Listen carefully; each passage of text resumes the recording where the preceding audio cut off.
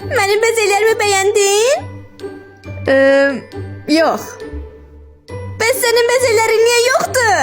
Çünki mən xoşlamıram. Benim kimi bezenme istersen? Yox, dedi bax xoşlamıram. Boy! Söylənlərin coraq geçir Yoksa burada. senin bezenmeye eşyaların yoksa? Səni mənə kim cavabçısı onun nəs. Benim bezelerimden istifade edebilirsen. Çox sağ ol, amma yox. Yok, hakikaten yoklamağını istedim. Sən pox yeyirsən. Çok geçeceğine emin olabilirsin. İstəmirəm dedim, qalmırsan?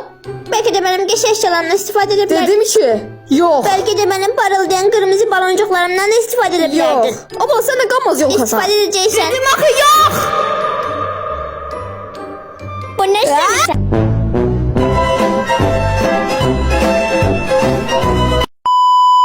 Görünege şeydi. Yok.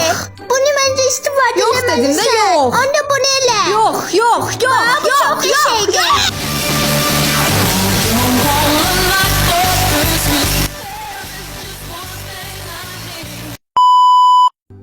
Sen diğer yolkalardan daha geçiyor olmuşsan. Bir dəqiqə, sözsüz sən oldu.